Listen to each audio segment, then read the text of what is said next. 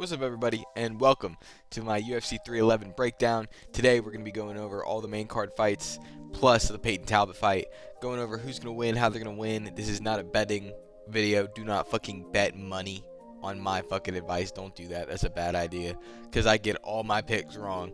Honestly, I should pick who I don't want to win, but I'm not going to do that. So, let's get into it, shall we? First of all, we got Peyton Talbot versus Raoni Barcelos. I don't know how to say his last name. But Peyton Talbot is on a crazy run right now. The only thing is I wish he'd be a little bit more active. But other than that, he's on a phenomenal run. He's one of the better prospects that we're seeing come up in the UFC right now. He is pretty solid in every spot we've seen him. He's pretty good at striking. He's decent at grappling. I think he has a chance of being a real name in the bantamweight division. I don't know if he's on a championship run yet. I think that maybe one or two more fights and he gets in the rankings. And then we can maybe see him go against like let's see, maybe I'd love to see him go against a Peter Yan at some point, or a Sean O'Malley. I know the Sean O'Malley fight is the fight that the UFC wants more than anything. That would be such a big fight card. O'Malley versus Talbot, that would be fucking crazy. But I could see him going against like a Yan. I don't know if he beats Yan where he's at right now, but I could see him definitely going up to go fight a Yan at some point. I could see a matchup with him and Merab. I think Peyton Talbot's one of those guys that Merab would beat with his grappling. But anyways, I'm going to pick Peyton Talbot round 2 knockout or a decision. I think that a lot of people are going to say that he's going to knock out Raoni in 1 round. That's not true. This guy is going to continuously take steps up in competition, so he's going to continuously be facing more and more durable opponents. So yeah, that's it for that fight. I hope it goes well. I hope Peyton wins. The Burkhoff wins. He's shorter. Peyton has a higher reach, so we shall see. I like that it puts the leg reach on there too. I wish we would do that with the games. All right, our first main card fight: Kevin Holland versus Reiner de Ridder. Kevin Holland is the favorite in this fight.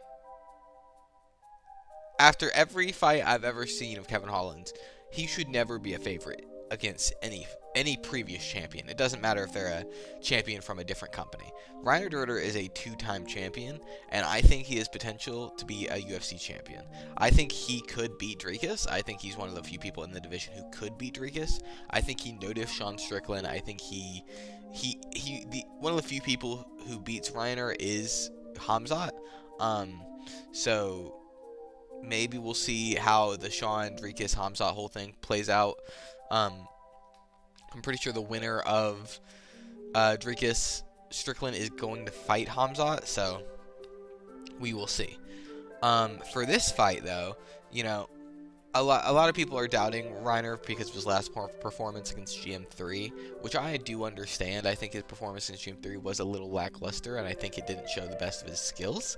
But I do think Reiner de Ridder has what it takes to be to be one of those people who just no-diffs Kevin Holland, who walks in there like Hamzat did and just no-diff him. I think Kevin Holland will put up a good fight. I hope it's a good fight, but I think Reiner de Ridder is going to take him down and submit him in round 2. Moving on. Beneil Dariush versus Renato Moicano. Beneil's washed. Beneil is so washed. Beneil's more washed than a baby get in the hospital. I don't know what analogy that is. I tried my best. Renato is unwashed. Renato is the exact opposite. Renato is as unwashed as my coworker. Renato is going on a crazy run right now. I think the winner of this fight is going to fight the winner of Hooker Gaethje. And that's a very interesting situation we find ourselves in at that point, because Beneil's not beating Gaethje or Dan Hooker. He's not. I could see Renato subbing Gaethje. I could see Renato getting knocked to the ground and subbing Gaethje if he followed him. I could see Renato subbing Hooker. Same situation. I could see a situation here where I can tell you how this fight's going to go down immediately, right now. Renato Moicano is they're going to open up. Renato Moicano is going to open up strong. He's going to open up fast. around the midway point of round 1, he's going to get caught with something by Beneil. Beneil's going to follow him to the ground thinking, oh, I have good grappling, I can handle this. He won't be able to handle it, and Renato will either get this close to a sub at the end of round 1 or get the sub at the end of round 1, and then round 2, Renato Moicano is going to knock him out if it goes to round 2. So, yeah, I think Beneil is washed. I think Beneil needs to heavily consider retirement or heavily consider moving up. Just because I don't... what's he...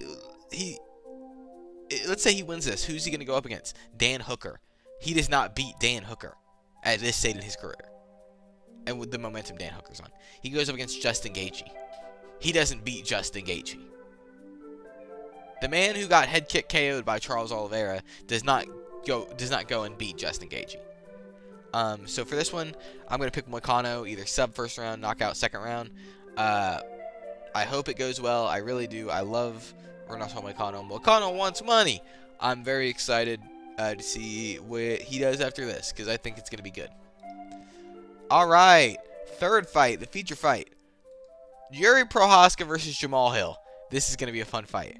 So, both coming off losses to Alex Pereira. Both just fun fighters. I'm not gonna lie. I don't like Jamal Hill, but I know he's a fun fighter. I know when he fights, I'm entertained. I know that Glover fight when he got water poured on his head and blood poured off was one of the most fucking aura farming moments I've ever seen in the UFC. But Yuri's a fucking samurai. Yuri, I know it doesn't make any sense. It doesn't. And I have a sick feeling in my gut that Jamal Domestic Violence Hill is going to sleep Yuri Prochazka. Because let me demonstrate something for you. Yuri, when he fights, right? When Yuri fights, he sticks his head out, right? And kind of moves around. Jamal has good fucking hands. Jamal has very good hands. Jamal will take advantage of that, and I can see Jamal knocking out Yuri. I can see Jamal catching Yuri with a straight, then Yuri doing the chicken dance like he does, his ponytail's flopping all over, and he's up against the cage, and Jamal is just going to town like Alex did against Khalil. I hope that doesn't happen, and I'm not picking that to happen, but I could see it happening. What I think is going to happen is Yuri's going to start leg kicking Jamal early on. I think Yuri's going to hurt Jamal in the leg. I think whether it be the leg that he injured, playing basketball, or whether it be just Yuri's leg kicks are too strong. I think that Yuri has been spending this training camp kicking trees, I think, to harden his shins. So, I think he's going to hurt him to the leg, and I think it's going to compromise Jamal, and I think Yuri is going to start to tee off. Yuri's going to go for a few body kicks. Yuri might go for a few elbows, spinning elbows, maybe a knee. I can see him hurting him to the body too, but I think Yuri's going to finish it with a head kick. I don't know why. It came to me in a dream the other night. I was dreaming, and Yuri head kicked Jamal, and I'm like, yeah, and I woke up. But I do think that's what's going to happen. I very much so am looking forward to this fight. I think it's going to be a very good fight. I think it's going to be a very competitive fight. I think that maybe it could be a Yuri decision. I don't know. Is it 5 rounds, or I don't know if it's 5 rounds or 3 rounds. I think it's 3. So I could actually see Jamal Hill pulling out a decision here. I really could. But it'll be a fun fight, and I think the winner of this fight's the winner of, well, I don't know. Does the winner of this fight the winner of Poatan? I don't think so. Because let's say Yuri wins, right? Let's say Yuri wins, and we're right back where we started, where he's lost to Poatan twice. Jamal wins, I could see him getting a rematch. But I don't know. It'll be fun. Maybe if Yuri wins, maybe we'll give him Khalil. Maybe Khalil versus Yuri for a championship fight. Because if Yuri beats Jamal Hill and Khalil Roundtree, I think a rematch with Poatan is on the table. But yeah, I'm gonna pick Yuri Prochazka by decision. That's what I'm gonna pick. Moving on to our second fight. Our second to last fight, Merab Dvalishvili versus Umar Nurmagomedov. A lot of people are calling this a very big nothing burger of a fight, which I heavily disagree on. I think this fight is very interesting. I think this fight is very entertaining, and I think this fight is of great consequence to the bantamweight division. That is because if Merab wins, he might be the best bantamweight of all time. Look at Merab's resume. He beat Sean O'Malley. He beat Jose Aldo. He beat Peter Yan. He beat a ton of these greats in the bantamweight division. I think did he beat Sandhagen? Hold on.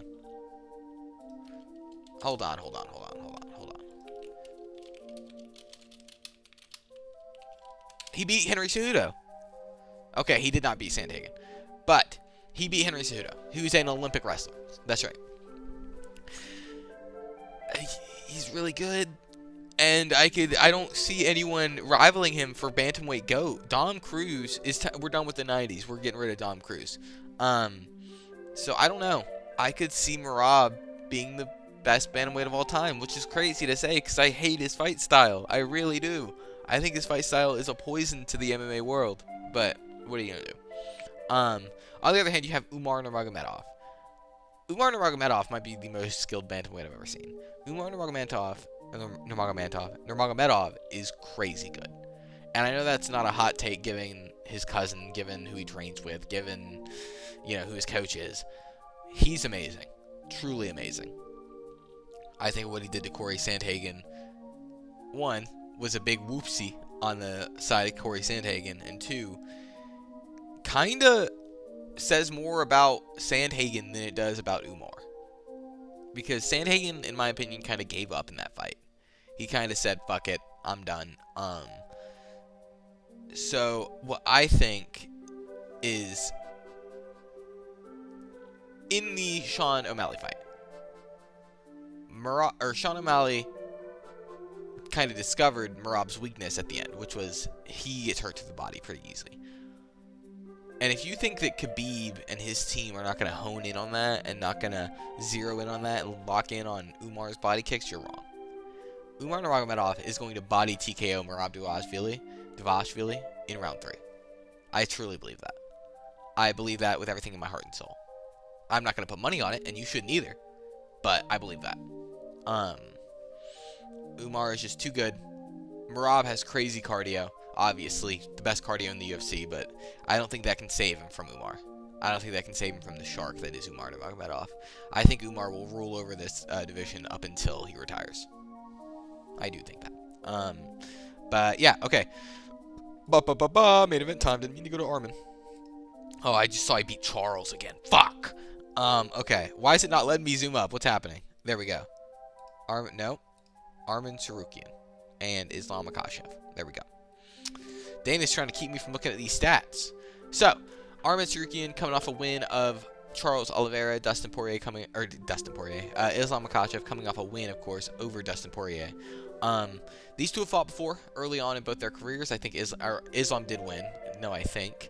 It was a very good fight for Armin. Very close fight for Armin. And I think that Armin Tsarukyan, if nobody beats, if he doesn't beat Islam, nobody beats Islam, in my opinion. I think Armin has the best chance out of anybody. Oh my god, my hair's fucking going crazy. The best chance out of anybody to beat Islam. I think he is very good. I think he demonstrated how good he was in the Charles Oliveira fight. I think he also cheated a little in the Charles Oliveira fight with the shorts. I know that's not cheating, but I do think he would have gone to sleep if it weren't for him tugging on Charles' shorts. Or I think it was him tugging on his own shorts to kind of get Charles to lose the grip. But anyway, that fight's over. He won. Congrats. I think Armin is very good, but I think Islam's better. I think Islam's the number one pound-for-pound fighter for a reason. I think Islam is better than Armin Tsarukyan in every possible way. Islam is knocking people out on the feet. As much as it kills me to say this, Islam knocked out Alexander Volkanovski. I know it wasn't a prime Alexander Volkanovski, but he knocked out Volk.